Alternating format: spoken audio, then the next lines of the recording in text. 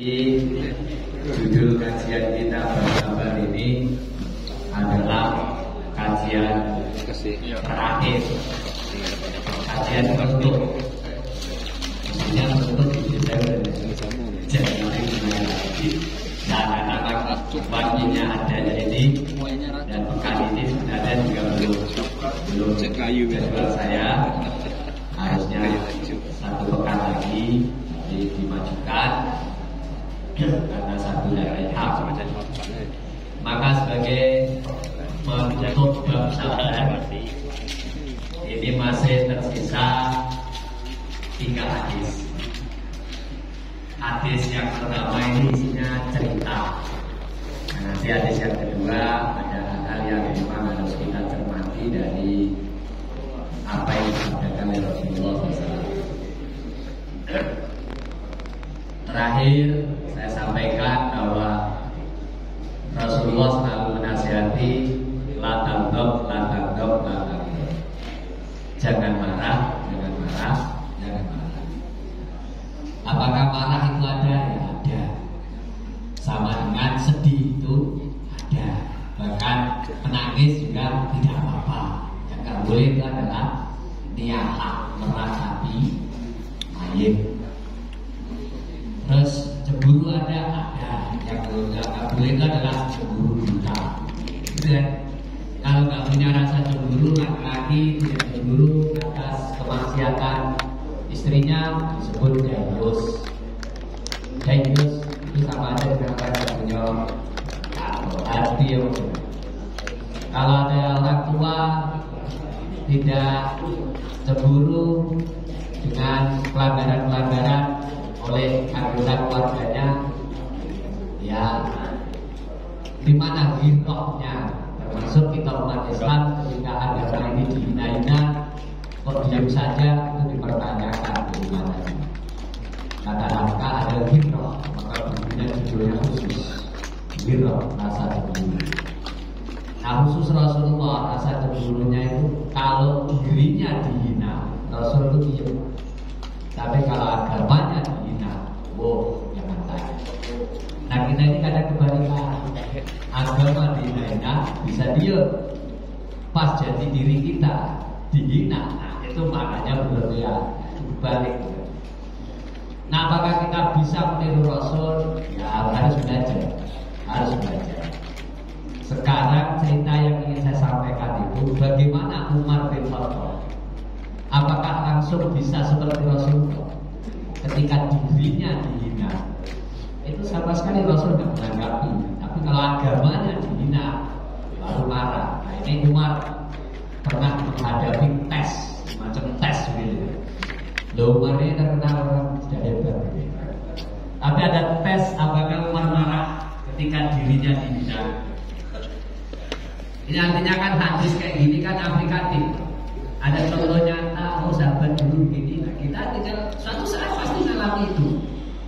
Kita dalam posisi apa itu pasti akan alami. Enak sudah ada contohnya, tinggal tiru ya.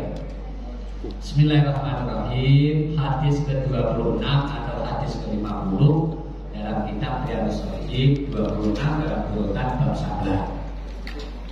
Ali bin Abbas radhiyallahu anhu qala qadima Uyainah bin Hisn pada zala ala ibni Abi Hilqul ibni Qais wa kana minan nafaril ladhi yadnihim Umar radhiyallahu anhu. Wa kana al-qurra ashab majlis Umar wa musyawaratihi uhulan kanu au subba. Ini saya baca cepat. Jadi terjemahnya tidak perlu diulang lagi teks.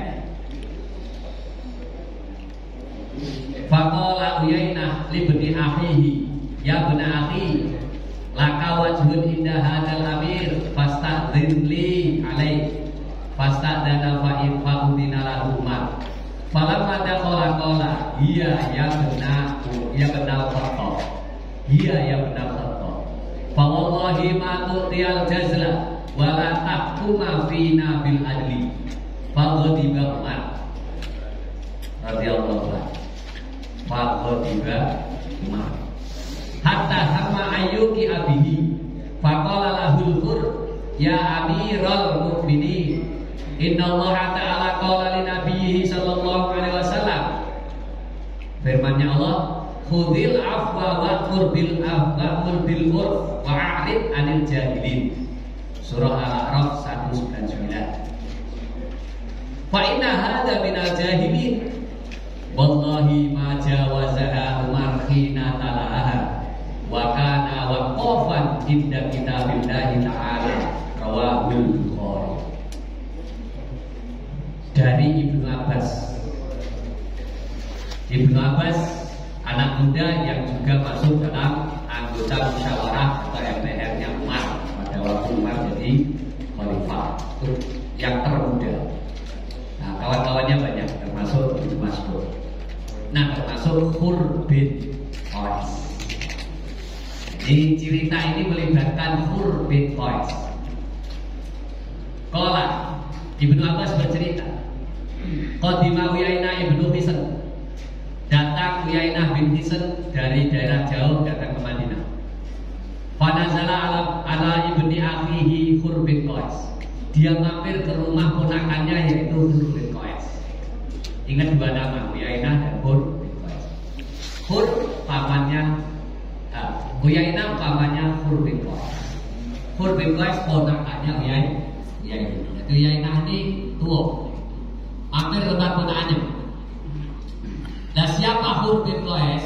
Khur bin Qais itu karena minan nafaril ladzi yudnihi Umar. Khur bin Qais adalah orang yang termasuk bagian dari orang yang dimintai nasihat agama oleh Umar. Berarti orang hebat. Wa kana al-qurra ashabu majlisi Umar. Dia adalah pembaca Quran atau hafiz Quran, orang yang selalu kalau sudah Al-Quran kamu sama dengan Pak AR, Pak Rubin selalu menunjuk Yaya Abdurrahman Samsuri Karangasem Paciran. Begitu sudah majlis kumpul, tinggal cari ayat Yaya Abdurrahman. Model gitu. Kita kadang-kadang di lingkungan juga ada. Nah, ditunjuk. Gitu. Ada tua-tua punya rasa tersendiri, kemudian oh ini baik kalau urusan ini. Ya. Itu saking akrabnya. Jadi itu kelebihan Khur bin Qais. Sering dimintai nasihat, kalau urusan Quran balik ke dia. Nah, dia ini kuhulan kanu au subana. Ke atas bisa, ke bawah bisa. Ngumpul dengan orang tua baca, gaul dengan anak muda bisa. Itu kelebihan dia. Terkenal memang. Dengan kalangan muda diterima, kalangan tua juga galak diterima. Ini lebih kelebihan yang bukan. Faqala Uyainah li ibni akhi. Uyainah yang datang mampir ke rumahnya ngomong dengan ponakannya, "Ya ibni akhi, wahai ponakanku, laka wajhun indah hadal amir." Kamu tuh punya muka di depan amir ini, di depan khalifah ini. Punya muka. Bahasa Arabnya punya muka. Bahasa Indonesianya apa? Kamu tuh orang terpandang di depan Khalifah Umar ini. Terus apa maunya mama? Nah, gitu kan. Pas tak jadi alai, mintakan izin saya untuk ngadep dia. Jadi dari dulu nepotisme itu selalu ada, ya kan? Nah, Julius dekat dengan Pak Bupati. Antara kuat itu biasa. Dari dulu udah model gitu, namanya manusia. Nah, terus kemudian Fasta'dana, ya Khur kemudian berusaha minta izin. Khalifah Umar, tolong izini, ada pamanku datang ingin ketemu kamu. Fasta'dana, diizini, ya silakan. Fa'udina lahu Umar izinin. Nah ini yang tidak tersangka-sangka, mohon perhatikan. Falamma dakhala qala, begitu dia udah masuk ketemu Umar, dia ngomong sama Umar. Iya ya benar Khattab. Oh ini toh namanya Umar bin Khattab itu. Nadanya penghinaan karena dia menggunakan hiya. Harusnya laki-laki itu huwa. Setidaknya mestinya anta. Oh kamu toh Umar bin Khattab. Ini pakai hiya Pak, cak banci bae. Jadi ini toh Umar bin Khattab, nadanya menghina karena pakai hiya ya. Itu rasa bahasa namanya daukul lughah itu terasa di sini. Uyainah manggil dengan agak nada menghina pada Umar. Bahkan bersumpah-sumpah, fa wallahi ma tu'tiyal jazla, demi Allah kamu ini enggak kasih kesejahteraan buat kamu. Khalifah macam apa kau ini? Repot itulah kalau diungkapkan dengan bahasa kita. Wala tahkum fina bil adli, kalau menentukan hukum juga kamu ini biasanya adil. Padahal siapa yang lebih adil? Dan ternyata Nabi pernah juga gitu. Cuma kalau Nabi gak berhadapan, dirasani di belakang. Sahabat yang dengar rasakan itu disampaikan ke Nabi. Muka Nabi sempat merah. Akhirnya sahabat itu mencabut. Ya Allah, saya tidak akan melapor lagi. Gak enak melihat muka Nabi merah. Berhenti di situ aja. Terus Nabi juga ngomong, kalau udah Nabi dan Rasul dituduh tidak adil, terus di dunia ini siapa yang lebih adil? Itu Nabi. Dan itu sudah di hadis depan-depan sudah pernah saya sampaikan. Ini umat dihina-hina oleh Uyainah, ini kira-kira sikapnya seperti apa? Tanggapannya seperti apa? Ya, dituduh tidak memberi kesejahteraan, dituduh tidak menghakimi dengan adil. Coba lihat kitab Khulafaur Rasyidin. Khulafaur Rasyidin jumlahnya ada berapa? 4. Tapi dalam kitab itu isinya 5. Karena ditambahi Umar satu lagi. Ada Umar bin Khattab. Ternyata dia kelima itu ada Umar bin Abdul Aziz Abbasiyah. Dan itu cucu Umar yang kesekian. Kisahnya mungkin sudah pernah disampaikan oleh Ustaz Robek.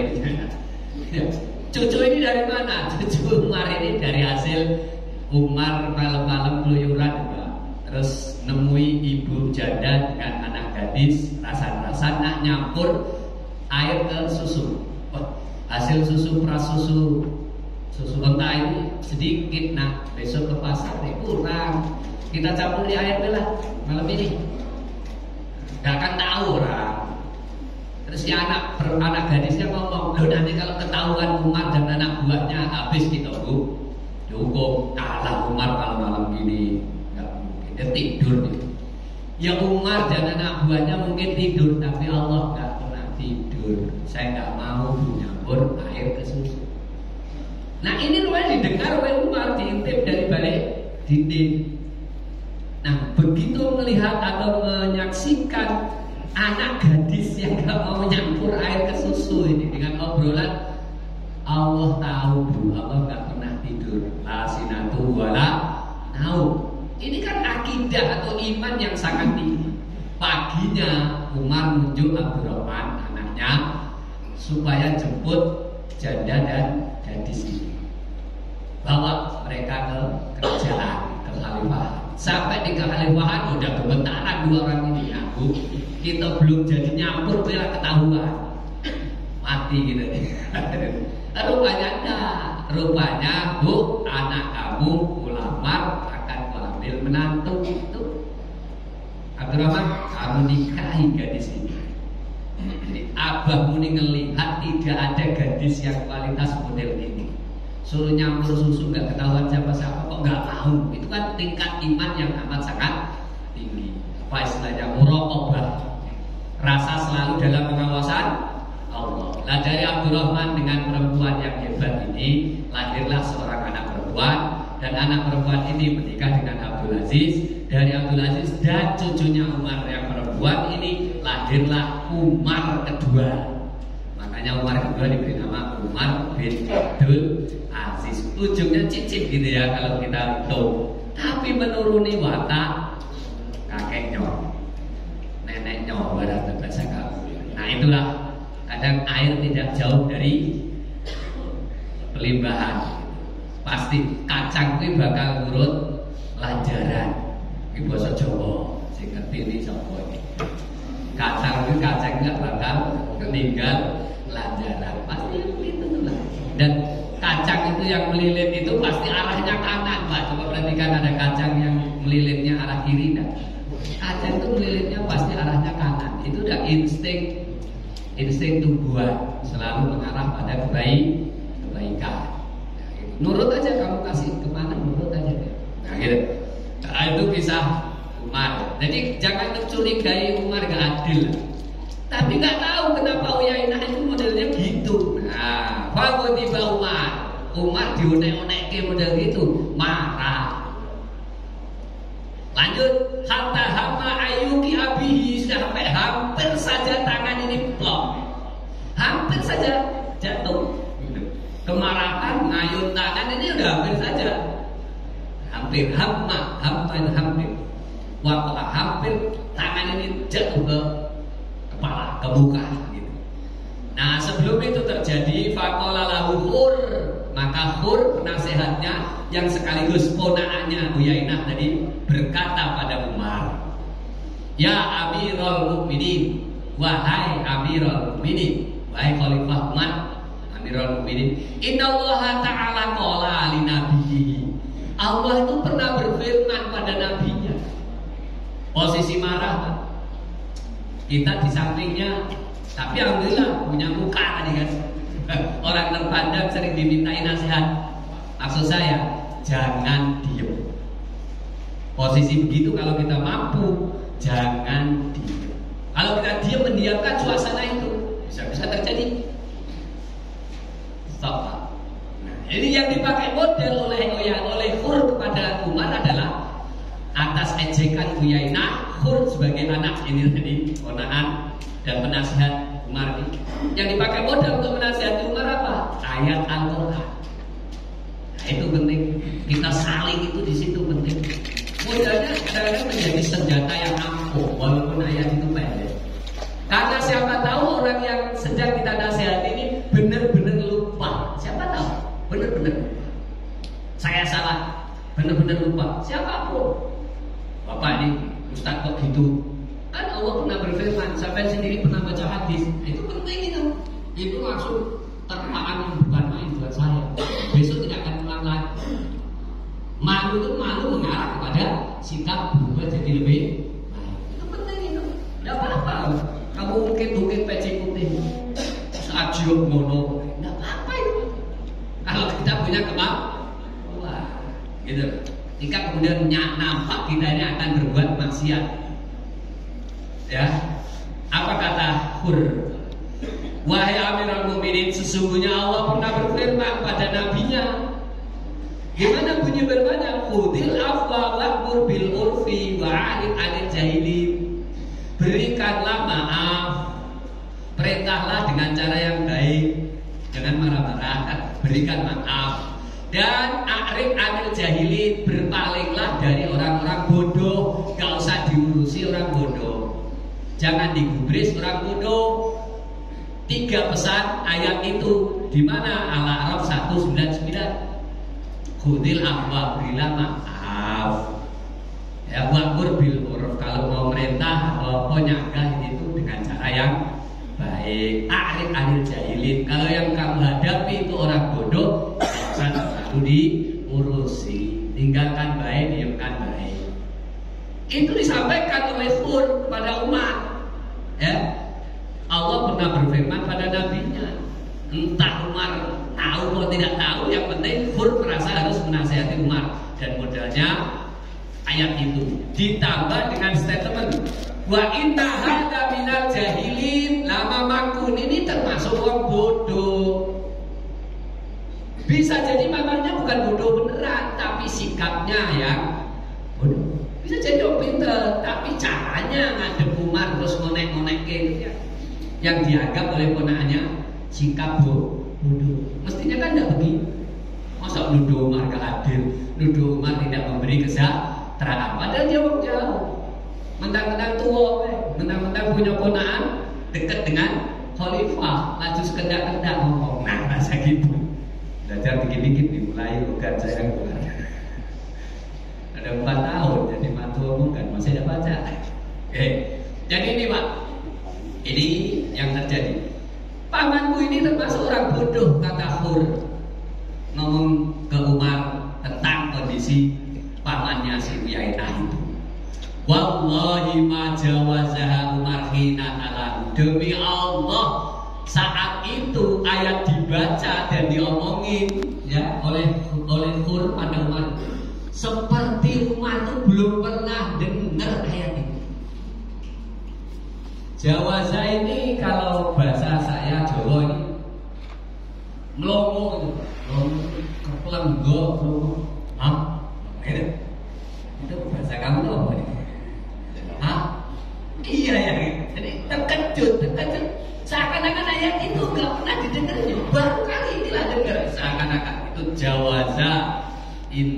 Natalan. Ketika ayat ini dibaca, rasa-rasa Umar itu kayak baru pertama kali ayat ini dibaca. Nah, saking tadi ya kondisi. Wakala waqafan inda kitabillah. Padahal kita tahu bahwa Umar itu kan selalu merujuk pada kitab Allah. Dia juga ahli kitab Allah. Tapi pada saat dibacain ayat ini kok jawaza Umar. Sempat tertegun. Ya, sempat terkejut. Iya ya. Nah, betapa pentingnya kita watawasawil haq, watawasawil.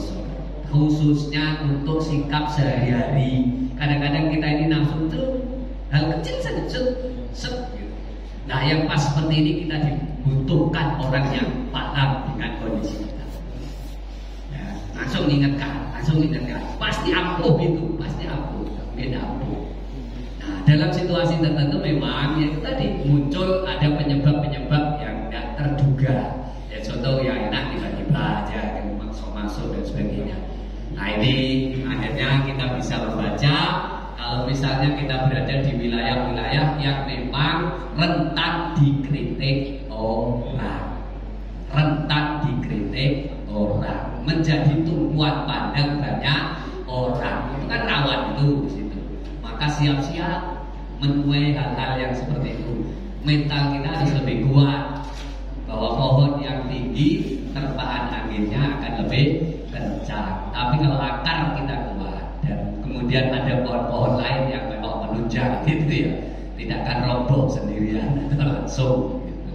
Ini cerita hadis 26 tentang Umar. Monggo diambil sebuah pelajaran. Intinya dimasukkan dalam bab sabar, ya sabar. Sabar, di antara sabar itu jangan mudah marah. Dan mari kita punya kepedulian. Tadi mampu kita nasihati, gak usah suka-suka. Kadang-kadang wong tua-tua atau wong besar-besar itu butuh nasihat dari yang muda, butuh nasihat dari yang lebih kecil. Kadang-kadang ngobrolan anak kecil saja. Bapak kok masih tidur, udah dan subuh, aku aja bangun dari jam 4 tadi. Kira-kira bapaknya gimana? Nah, anakku langsung terbangun, terkejut kan, wudu cepet-cepet, ngajak anaknya ke masjid. Ya bisa jadi anak-anak kecil kita itu kadang-kadang nasihatnya lebih ampuh ketika dia nyeletuk, kena hati nurani kadang kita. Itu hadis ini dihubungkan dengan surah Al-A'raf ayat 199. Khudil afwa wa'mur bil urfi wa'arid anil jahilin. 3 paket pelajaran dari Allah untuk kita. Berilah maaf, perintahlah dengan cara yang baik. Kalau ketemu orang-orang bodoh, tidak usah digubris. Tinggalkan saja, jangan layani. Debat dengan kusir tidak akan pernah menang. Walaupun Ki Haji Agus Salim yang hebat itu, debat dengan kusir masih kalah. Ya, masih kalah. Naik kuda bareng terus. Tahu-tahu kudanya kentut. Ki Haji Agus Salim bilang apa? Pak, kudamu masuk angin. Masuk angin? Enggak apa? Kuda saya enggak masuk angin. Kuda saya justru keluar angin. Loh iya, itu kentut keluar angin, tapi penyebabnya itu gara-gara masuk angin. Enggak Pak, kenyataan keluar angin. Sudahlah, tidak akan pernah menang lawan kusir. Karena satu, menganalisa diajari oleh Pak Dokter. Yang satu hanya berdasarkan apa adanya. Cara berpikir kan beda. Itu benar ada buku kisahnya Ki Haji Agus Salim itu, videonya ke sana. Termasuk ada Ki Haji Agus Salim yang dirasani jenggotnya kayak kambing, diteriakin bek hasil. Tolong yang kambing pergi, yang ngembek tadi itu. Saya akan pidato di ruang PBB ini dengan bahasa manusia yang merasa kambing-kambing pergi dulu. Nanti kalau omongan saya udah selesai, untuk manusia saya akan pidato lagi untuk kambing-kambing, silakan masuk. Saya punya bahasa banyak dan bisa mengenali bahasa kambing. Itu pakai bahasa Inggris, ngomong kayak gitu. Nah, mereka yang rasan-rasan Ki Haji Agus Salim pakai sarung dengan jenggotan kayak kambing tadi, malunya bukan main. Dikirain Pak Haji Agus Salim tidak paham 9 bahasa beliau kan gitu kan. Nah, itu kisah-kisah begitu unik banget, asik dibaca. Kadang-kadang masih ketemu. Baik, di balik cerita memang kita bisa mengambil hikmah. Sekarang saya bacakan hadis yang ke-27. Jadi karena pertemuan penutup ya, tidak setengahnya. Jadi agak kebut dikit. Mudah-mudahan 2 hadis ini nanti tercapai. Wa an Ibnu Mas'udin anna Rasulullah sallallahu alaihi wasallam qala innaha satakunu ba'di asaratun wa umurun tunkirunaha. Qalu ya Rasulullah fama ta'muruna qala tu'adduna al-haqqa alladhi 'alaikum wa tas'aluna Allah alladhi lakum muttafaqun alaih. Hadis 26 diriwayatkan oleh Ibnu Abbas, hadis 27 oleh Ibnu Mas'ud. Ini kelas-kelas perawi hadis yang tinggi. Masuk ke wilayah tafsir, mereka juga orang-orang unggul. Ibnu Mas'ud gurunya Ibnu Abbas. Karena Ibnu Abbas lebih muda. Gurunya Ibnu Abbas banyak. Dan itu bisa dicari dalam kitab Ulumul Quran, At-Tibyaan atau Al-Itqan dan lain-lain. Ibnu Mas'ud bercerita bahwasanya Rasulullah SAW pernah bersabda. Bunyi sabdanya, innaha satakunu ba'di, sesungguhnya akan terjadi sesudahku. Ini yang kadang-kadang pinjem kata ramalan. Ini contoh ramalan Rasulullah gitu. Kalau pinjem kata ramalan, karena Nabi bilang sesungguhnya bakal terjadi sesudahku. Berarti Nabi tidak alami, setelah Nabi meninggal baru akan terjadi.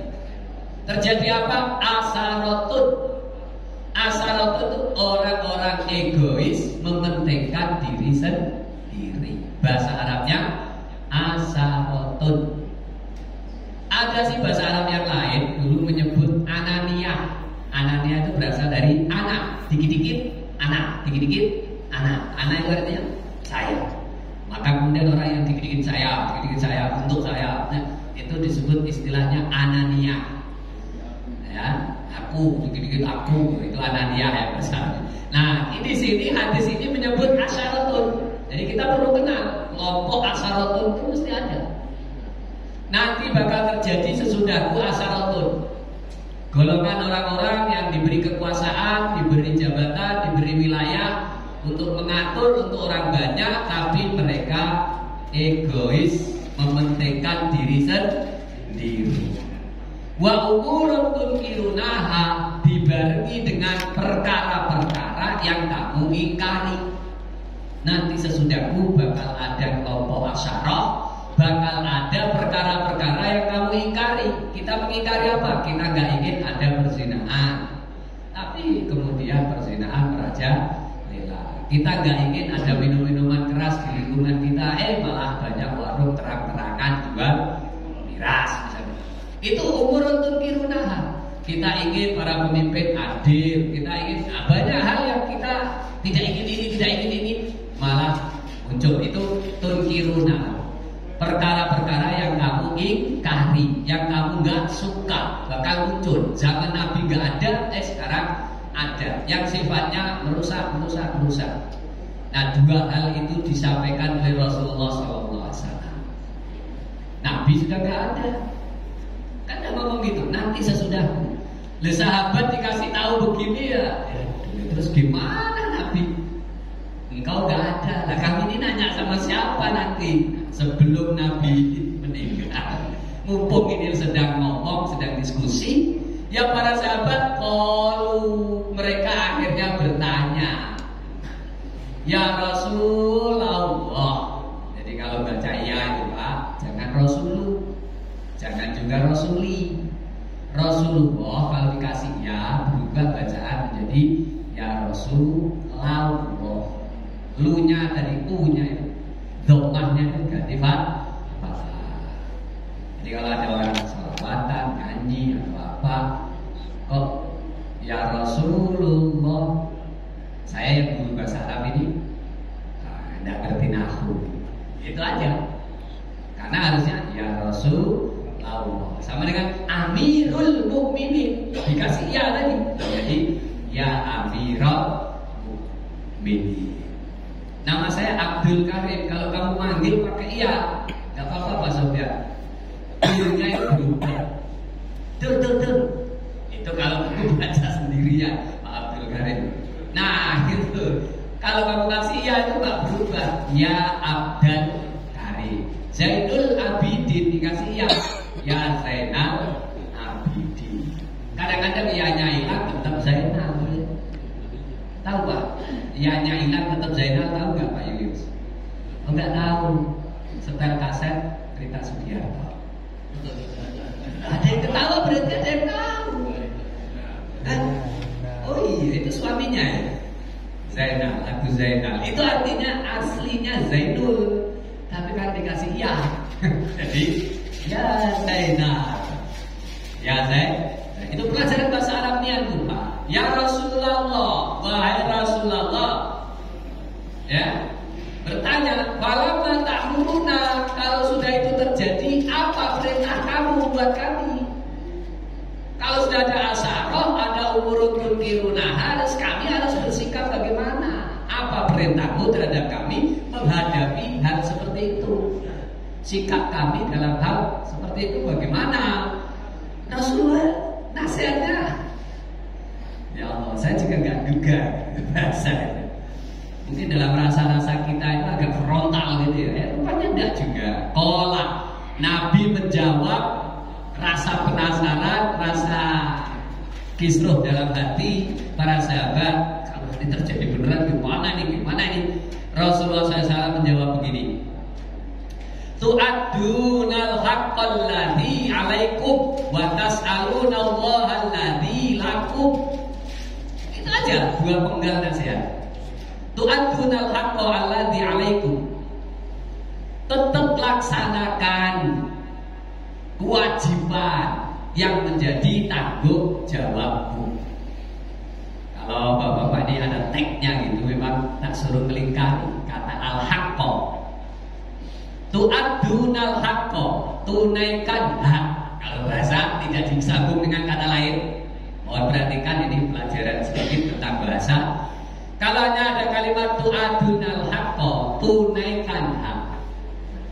Tapi kalau kemudian ada alladzi 'alaikum, ala itu beban, ala itu tanggung jawab. Berarti bahasa Indonesianya al-haqqa bukan hak, kewajiban. Karena ternyata bahasa Arab itu kata al-haqqa itu bisa berarti hak, bisa berarti kewajiban. Dan hak dan kewajiban itu memang apa ya? Dua sisi mata yang enggak dibolak balik. Nah bahasa Arabnya kalau ada haqqa ala itu artinya tanggung jawab, kewajiban. Tapi kalau hak lakum, ya li atau lakum, itu artinya hak yang bisa kau ambil, kau manfaatkan. Sama-sama pakai al-haq. Tapi hak ala dan hak li. Bahasa Arab cuma kayak gitu. Maka doa kita waktu pengantin dengan barakallahu laka wa baraka alaika. Bedanya laka dan alaika itu apa? Padahal sama-sama barakallah. Itu terjemahkannya harus hati-hati dan harus pintar. Barakallahu laka, semoga berkah Allah untukmu dalam suasana yang menyenangkan. Wa baraka alaika, dan tetap berkah Allah untukmu walaupun situasi tidak menyenangkan. Ada beban, cobaan, tapi Allah masih kasih berkah. Kurang enak. Senang diberkahi, susah tetap diberkahi. Dan jangan gara-gara susah tadi, kalau tidak diberkahi, gak akan mungkin jamaah Pak. Doa itu loh bagus, disambung dengan wajah ma'abainakum fi khairin. Allah tetap menyatukan kalian berdua dalam kebaikan. Mohon maaf jangan ada tersinggung, karena memang kadang-kadang nerangkan begini, ini perlu ada contoh. Ya, kok tiba-tiba aja baru setahun nggak punya anak, saling tes dan sebagainya, maaf. Siapa di antara kita yang mandul? Mana ada? Kemarin cinta sampai mempertemukan mereka menikah. Nah, dan didoain barakallahu laka wa baraka alaika. Loh kok gara-gara salah satu ada yang mungkin ada sebab-sebab mandul sehingga nggak punya anak sampai 1 tahun berjalan. Kok langsung putusin pisah aja kita? Nah, dan itu Bisa saja ya posisinya itu bukan hanya harus perempuan, laki-laki juga. Mohon maaf kan, kualitas sperma kurang bagus, atau loncatannya ada, gerak cepatnya kurang dan lain sebagainya. Nah begitu kan seakan-akan yang tersudutkan kan laki-laki deh. Kalau langsung bilang perempuannya cerai saja kita, nah nggak bisa. Wajah ma'abainakum fi khairin. Semoga Allah tetap menyatukan kalian berdua dalam kebaikan. Jangan dilihat sisi kekurangan, sisi kebaikannya. Tapi ini pengajian ya, bukan majelis pernikahan ya. Dan bapak-bapak ini tua-tua kalau lama ya, siapa tahu nanti kita butuh menasihati anak-anak kita. Ya terimalah, upayalah begini. Saya sampai pernah tega ngomongkan orang. Ya kalau memang kalian sudah, ini pas kasusnya yang perempuan diangkat rahim satu. Ya sudahlah, kalau memang tidak bisa lagi, ambil anak yatim. Ya, akhirnya temen itu nurut, ambil anak yatim sampai 2. Habis itu temennya meninggalkan anak 2, diambil pula. Teman saya itu ada yang meninggal di Magelang itu Pak, ditabrak mobil, tabrak lari malam-malam jam 11. Anak pertamanya digocek, itu pulang dari ngimami terawih. Di jembatan itu si anak nungguin jenazah bapaknya dari jam 11.03 itu sampai subuh baru ketahuan. Nah ini stres. Sedih kami sedih bener. Ini iya alumni 90 dari Bangil itu. Tapi oleh teman saya yang gak punya anak tadi, akhirnya diambil dirawat baik-baik sehingga dia punya anak yatim 4. Lah merawat anak yatim 4 tiba-tiba aja istrinya hamil dengan rahim yang tinggal 1. Itu yang saya katakan wajah ma'abainakum fi khairin. Saya bilang begitu melahirkan 1, cepat bikin lagi. Jangan 1, adillah dapat 2 perempuan 2-2. Sehingga akhirnya dia merawat 6 anak. 4 anak yatim lagi perempuan ditambah dengan anak kandung 2. Berkah dari situ menghajikan bapak ibunya pakai haji plus. Haji plus resmi kota itu. Dan dia mendampingi duit tekon di Masya Allah. Nah itu yang saya katakan berkah Allah, berkah lakum, berkah alaikum. Barakallahu laka wa barakah alaika. Berkah itu selalu ada, baik dalam suasana suka ataupun dalam suasana duka yang tidak menyenangkan. Jangan menyebabkan kita bubaran itu. Harus tetap jamaah bainakum fi khairin. Selalu cari celah kebaikannya apa? Sisi lain yang membuat kita bahagia itu apa? Harus pintar-pintar lah, gitu ya. Jadi di sini ada kalimat tu'adunal haqqo, tapi allati alaikum. Tunaikan hak, maksudnya hak ini kewajiban yang menjadi tanggung jawabmu. Kalau memang kamu pejabat harus ngatur ini, walaupun sudah terjadi fitnah. Banyak orang egois, jangan ikut-ikutan egois. Pentingkan diri sendiri. Kalau bahasa lain, jangan korupsi atau jangan kemudian cuek tidak mau korupsi orang lain. Kalau banyak terjadi kemungkaran-kemungkaran, ya jangan ikut kita berbuat mungkar. Laksanakan aja tugasmu. Kalau sudah laksanakan tugas, maka pengimbangannya adalah nasihat yang kedua. Wa tas'alunallaha alladzi 'alaikum. Kamu punya hak minta tolong sama Allah, berdoa. Itu hak kamu. Sudah kepepet situasi begitu itu nggak ada lain, kamu nak berontak, nah ini tidak bisa, ya sudah. Tunaikan saja kewajibanmu, ambil hak kamu, mohon sama Allah, berdoa. Maka upaya kamu untuk bertahan dan upaya kamu untuk berdoa supaya situasi berubah jadi baik, insya Allah akan dikabulkan. Jujur, kemudian hadis ini saya terpikir, saya hubungkan dengan khutbah saya. Itulah Allah merubah dari yang jelek kepada baik. Itu gawean Allah, bukan hebatnya kita dewek. Dulu Indonesia terjajah, kok kemudian merdeka? Tidak ada. Kemerdekaan ini berkat perjuangan para pahlawan. Kalimat ada, misalnya itu retorikanya ada, tapi yang tertulis dalam teks atas berkat rahmat Allah. Betul? Ya memang perjuangan ada, perjuangan itu. Negara 90 tahun dijajah. Kalau nggak bersatu, lah yang menyatukan hati kita siapa? Tahwi ilaihim Allahumma alif baina qulubil mu'minin, itu siapa? Itu kan doa kita.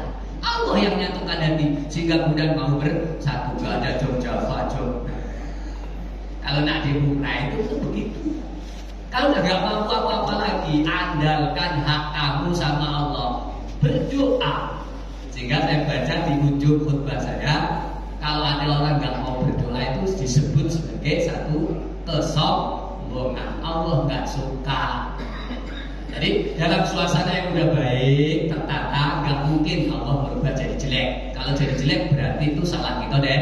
Ya, tapi kalau kita suasananya jelek, ingin baik, kita tetap berusaha sambil berdoa, maka bantuan Allah itu pasti. Kalau kondisi sekarang kita rumah tangganya keruan, taubat. Begitu taubat, banyak istighfar, banyak upaya untuk memperbaiki, pasti dibantu oleh Allah. Dua-duanya punya komitmen untuk berubah dan baik, insya Allah tetap akan dibantu oleh Allah. Mudah Allah itu menciptakan yang jelek jadi bagus, tapi Allah pantang rubah yang baik jadi jelek. Itu pasti ulah tangan manusia sendiri. Itu lebih saya tegaskan dengan menggabungkan ke hadis ini. Mudah-mudahan kalaupun nanti terjadi di dunia ini asaratun dan umurun tunkirunah, kalau nanti bahasakan sekarang apa sudah terjadi belum Pak Faisal? Pengamatnya kan bukan saya bukan ahli pengamatan tentang kondisi gitu ya. Kalau misalnya bapak-bapak merasa oh sudah Pak, ya sudah, kamu jangan melok berubah, kamu tetap saja konsisten tunaikan kewajibanmu.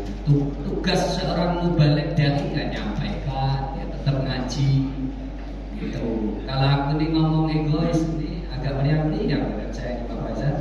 Suruh bangun pagi, alhamdulillah jam 3 bangun harus bersih jam. Di tengah jalan ada, alhamdulillah sampai sini belum komat gitu aja. Kalau nggak diegois-egoiskan, nggak boleh. Kalau udah di bismillah jadi mubalik ya. Seperti dokter. Dokter itu jangan didodok gemeter.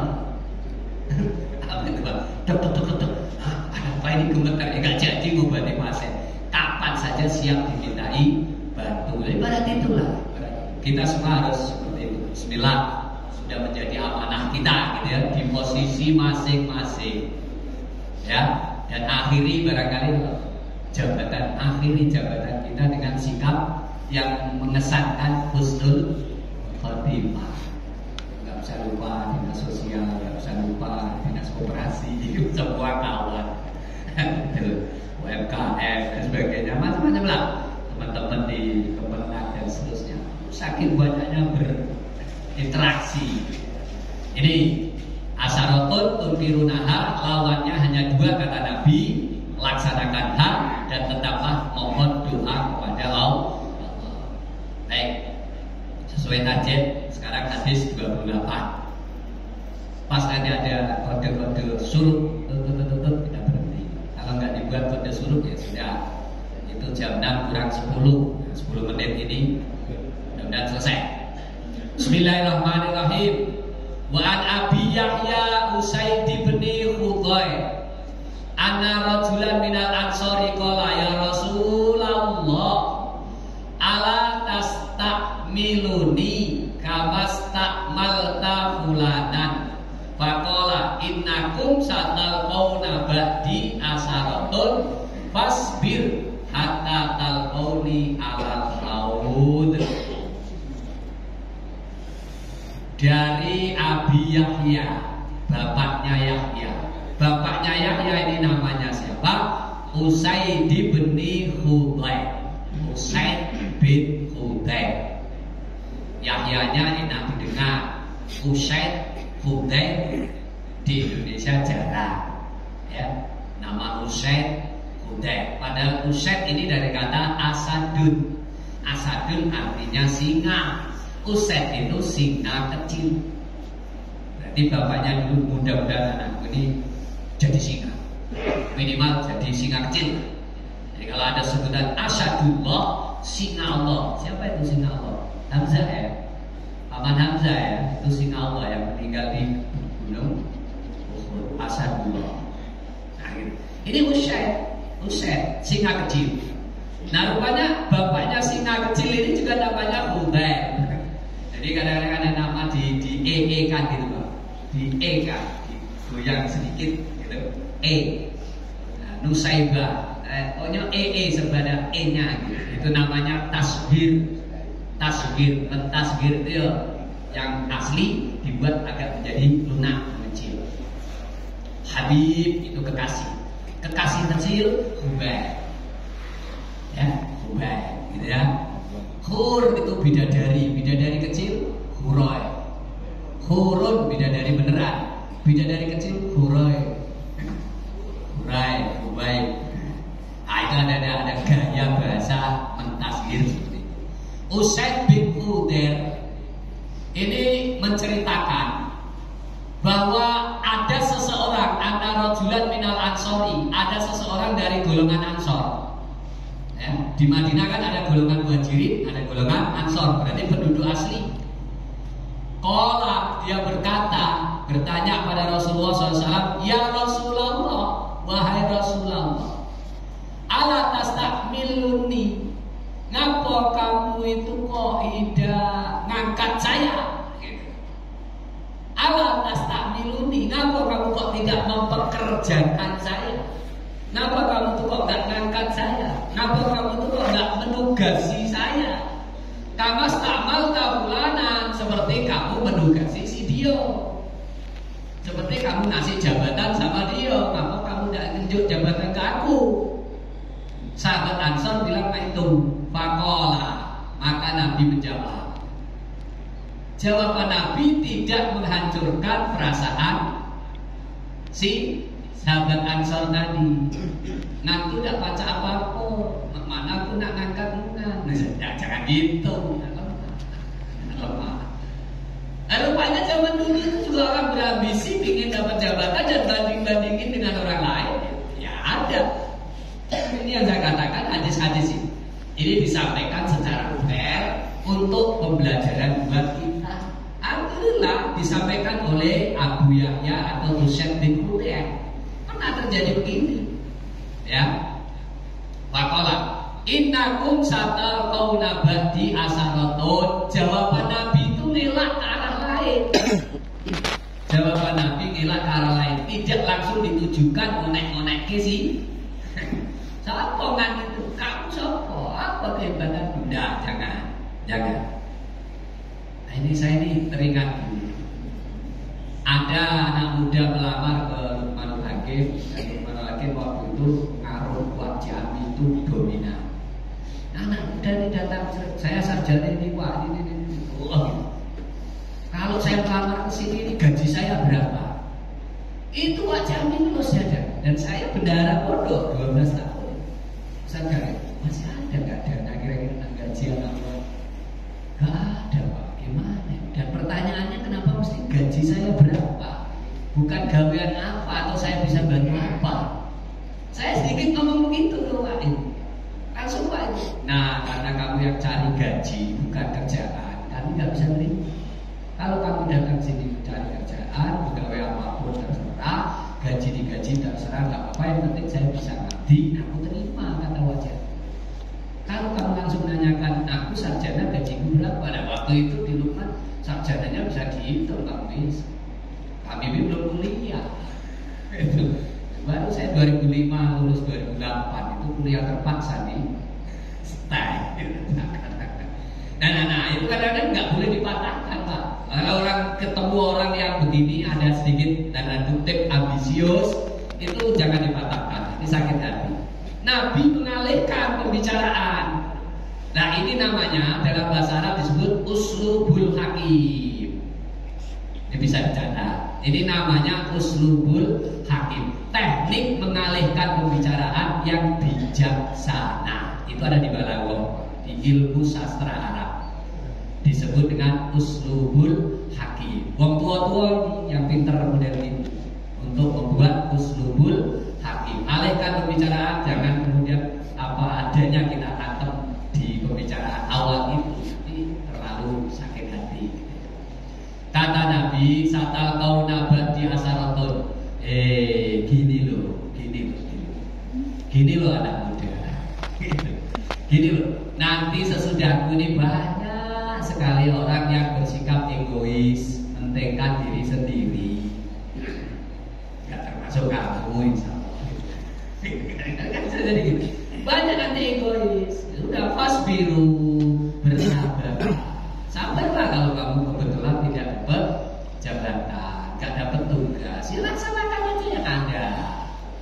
gak sih? Alhamdulillah. Gitu gak sih? Ya kita tahan. Kan cuma itu. Jadi Nabi ngalihkannya begitu. Satal kau nabati asaroton. Balik lagi ke hadis tadi. Hampir sama berarti 27 dengan 28. Menyebut asaroton. Akan terjadi nanti sesudahku asaroton, kelompok orang-orang yang egois, mentingkan diri sendiri. Nah kalau itu sudah terjadi, fasbiru, bersabar, hatta talqauni, sampai nanti kamu ketemu aku.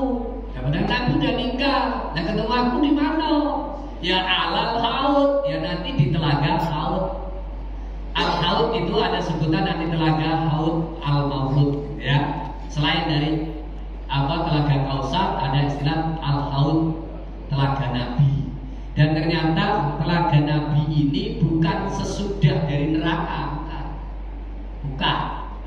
bukan sesudah dari neraka. Ya, ketika kemudian kita ini ditolong oleh Nabi dengan syafaatnya sebelum penimbangan amal terakhir, ini al-haud ini akan dilewati orang-orang yang boleh minum telaga haud, boleh mandi di telaga haudnya Nabi.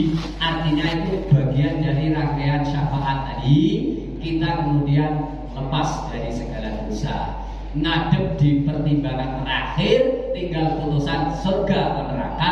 Tidak ada lagi kita dapat neraka karena ditolong oleh syafaat dan al-haud. Ini salah satu pemikiran ya tentang perjalanan panjang kita sesudah mati. Perjalanan panjang kita sesudah mati sampai putusan akhir surga neraka. Itu ada yang melibatkan al-kausar, syafaat, al-haud, banyak. Dan memang kajian ini belum selesai. Saya juga belum sampai matang niat. Benar Pak, kalau ditanya orang begini, ini pertanyaan penting, perlu disampaikan. Loh Pak, katanya dulu pendapat itu begini. Kalau kita banyak dosa masuk neraka dulu. Sudah dosa kita digodok di neraka habis, masih punya iman, masih punya amal soleh, baru dientas dari neraka. Nah supaya nggak kelihatan ini bekas bakaran neraka, bau sate. Nah masuk ke telaga al-kausar, dicemplungin telaga al-kausar, ubiuk, tampil bagus lagi, baru ke surga. Itu pendapat lama, mulai berpendapat begitu silakan. Dan itu ya, ngaji saya dari dulu dapat dari kiai mah itu. Rupanya pemikiran sekarang rata-rata dapat itu. Surga neraka itu udah final, nggak ada lagi orang masuk neraka terus kok dintas baru ke surga. Surga ya surga, neraka. Nah, berarti yang proses-proses kayak gitu itu ya sebelum ke finalisasi. Nah saya pingin dengar uraian yang katakanlah yang ahlinya gitu, mohon nanti dicari-cari orang yang ahli menguraikan tentang perjalanan panjang kita sesudah mati sampai dengan hari kiamat, sampai dengan finalisasi surga neraka. Ya, saya sih ada dikit ada. Mesir Pak. Tak sampaikan apa-apa Pak Faisal. Itu yang sedikit banyak tahu gitu di Batu Raja. Itu mantunya Pak Al-Tasol. Siapa dia? Ya pimpinan pondok Nurul Hakim sekarang. Putranya Pak Yai Mansur, Ustadz Muhammad Ibnul Muhajirin itu pernah pelajari itu. Ya, perjalanan panjang atau barangkali ensiklopedia akhir zaman pelajari.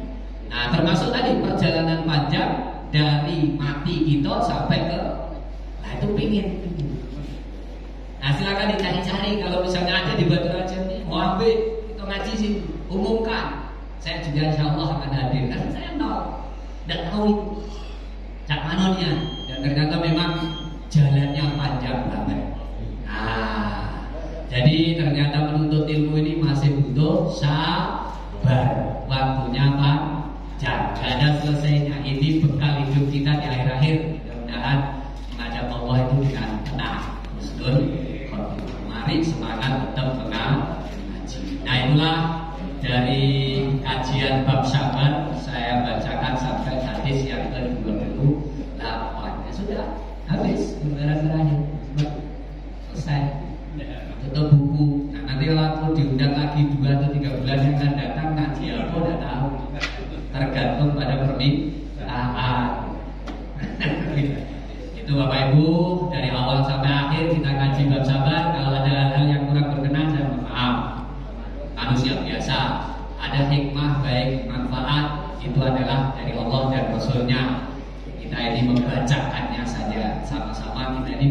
sama tinggi, duduk sama rendah, sama bodohnya kita ini sama-sama ingin mencari keberkahan dan kebaikan dari Allah Subhanahu wa taala. Mari kita tutup dengan tasbih karam.